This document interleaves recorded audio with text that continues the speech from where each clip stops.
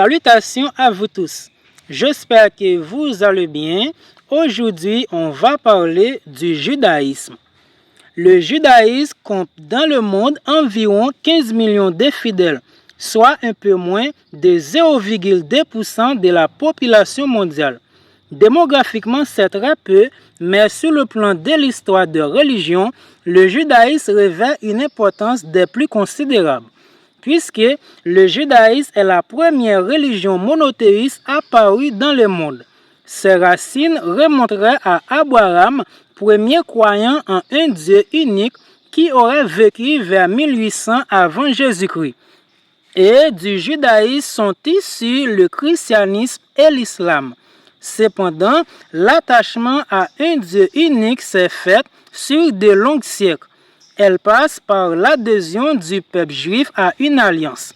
Le judaïsme se définit comme la religion de l'alliance, une alliance conclue entre le Dieu unique et le peuple d'Israël, le peuple élu choisi par Dieu parmi tous les autres peuples existants, pour lui permettre de réaliser un grand projet sur le monde, qui est l'instauration du royaume définitif de Dieu sur terre, qui amènera à terme le bonheur éternel à l'humanité entière.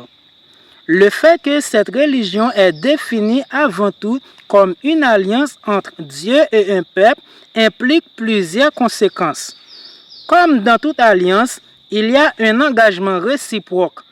D'un côté, le peuple d'Israël, appelé peuple hébreu dans l'Antiquité, puis le peuple juif, s'engage à respecter la loi en hébreu, la Torah, qui, d'après la tradition, a été inspirée dans un premier temps, puis révélée à Moïse, notamment au mont Sinaï. Enfin, précisée par les nombreux prophètes tels que Isaïe, Jérémie, Ézéchiel. D'un autre côté, Dieu s'engage à protéger le peuple élu s'il respecte sa loi, ce qui passe entre autres par des protections d'ordre historique, notamment le don de la terre promise, appelé au fil des siècles Canaan, Judée, Palestine ou Israël.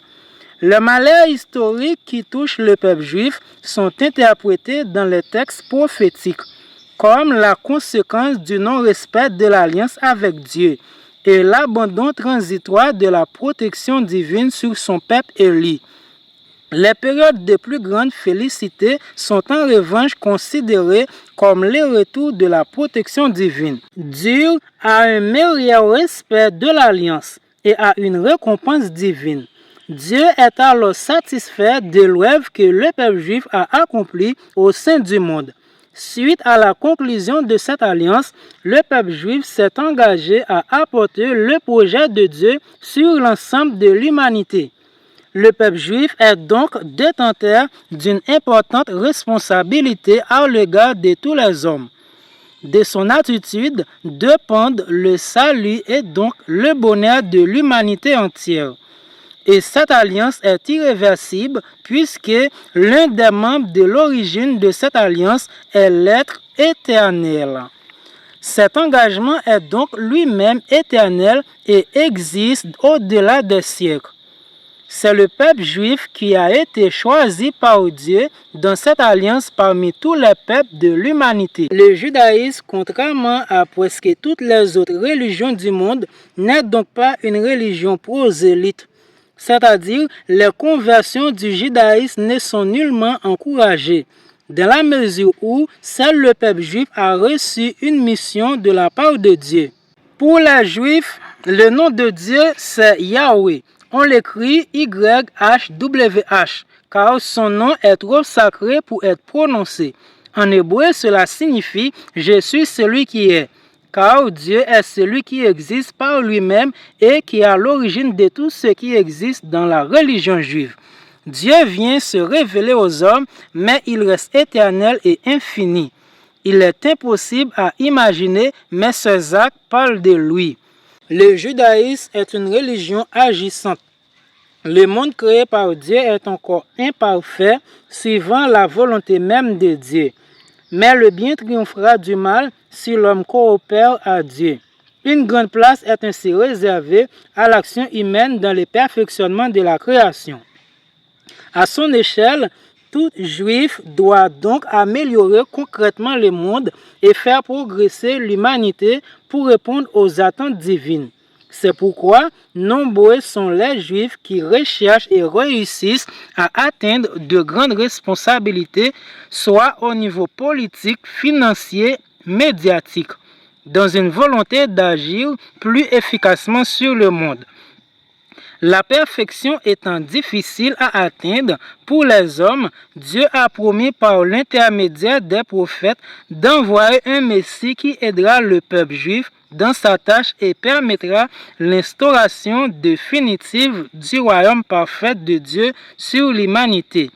Ce Messie est toujours attendu par les Juifs qui doivent préparer sa venue en respectant le mieux possible la loi de Dieu. La mission essentielle de tout juif voulu par Dieu est de respecter la loi, autrement dit la Torah. De la réussite de cette mission dépend l'avenir de l'humanité tout entière. Il est donc fondamental de conserver ce qu'est cette loi donnée par Dieu, de bien la comprendre et de savoir bien l'interpréter. La conservation et l'interprétation de la loi ont donné naissance à tous les livres saints du judaïsme. Le livre le plus saint du judaïsme est la Torah, proprement dite constituée de 5 livres que les chrétiens ont appelés par la suite le Pentateuque. La Genèse relatant le plan divin de la création du monde, jusqu'aux révélations faites aux patriarches. L'Exode racontant la sortie des Hébreux d'Égypte sous la direction de Moïse et la transmission des commandements divins à celui-ci. Le Lévitique renfermant des règles culturelles.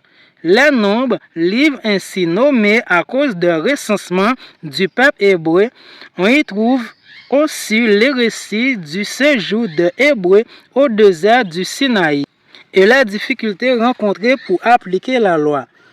Le Deutéronome, une suite de discours de Moïse adressés à son peuple avant sa mort et l'entrée en terre promise, éclairant la loi. Les croyants lisent la Torah les jours de fête à la synagogue. Ils la lisent aussi chaque semaine durant le Shabbat, les jours de repos et de prière. Les enfants commencent à l'étudier à l'âge de 6 ans. Voici les premiers mots de la Torah écrits en hébreu. Cela se lit Bereshit bara Elohim et Hashamaim ve'et haaret. Ce qui veut dire au commencement Dieu créa les cieux et la terre. Merci, à la prochaine.